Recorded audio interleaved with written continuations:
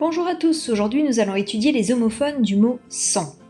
Il existe plusieurs façons d'écrire le mot « sans », plus précisément 6 façons différentes. Nous allons donc les étudier à tour de rôle pour te permettre de pouvoir les différencier. Tout d'abord le mot « sans », C-E-N-T. Par exemple, il a fabriqué 100 masques, il s'agit ici de l'adjectif numéral, c'est-à-dire du chiffre. Dans sa famille de mots, tu pourras retrouver centime, centenaire. Il faut donc l'écrire C-E-N-T. Un petit rappel, fais attention à l'accord du mot « sans ». Dans « il a fabriqué 200 masques », ici le mot « sans » s'accorde car il n'est pas suivi d'un autre adjectif numéral. Il est en dernier. En revanche, il a fabriqué 250 masques. Ici, 100 est invariable parce qu'il est suivi d'un autre adjectif numéral, 50. Passons maintenant au deuxième cas, le mot « sans » S-A-N-G. Par exemple, elle ne supporte pas la vue du sang. Lorsque vous écrivez le mot « sang » S-A-N-G, il s'agit du nom qui a un sens bien spécifique et qui désigne le liquide qui circule dans les veines. Vous devez peut-être vous demander pourquoi il y a la lettre G à la fin du mot. Eh bien parce que ce mot est issu du latin « sanguis » qui désigne le sang, le liquide qui circule dans les veines. Vous retrouverez d'ailleurs la lettre G dans la famille de mots « sanguin »,« sanguinolent »,« ensanglanté ».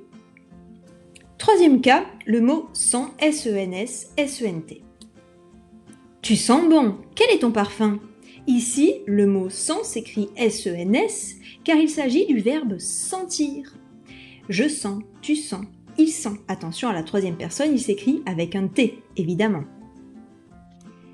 Attention à ne pas confondre le verbe sentir, je sens, tu sens, avec le nom masculin, les sens, qui désigne les 5 sens, à savoir la vue, l'ouïe, l'odorat, le toucher et le goût.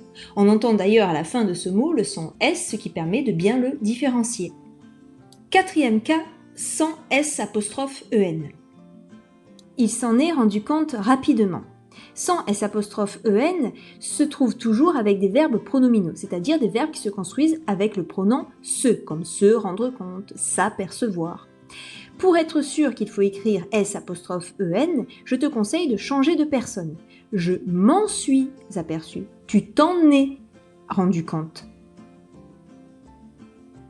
Cinquième cas un peu moins courant, sans C''EN. C'en est assez, tiens-toi correctement. Sans C''EN est remplaçable par cela. Cela est assez, tiens-toi correctement. C'est un bon moyen de le différencier.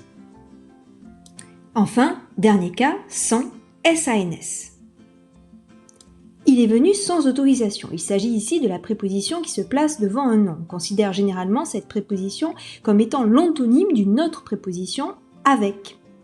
Pour bien l'identifier, il te suffit de remplacer sans par avec. Si cela fonctionne, comme dans « il est venu avec une autorisation », eh bien, dans ce cas-là, tu peux écrire sans SANS car il s'agit bien de la préposition.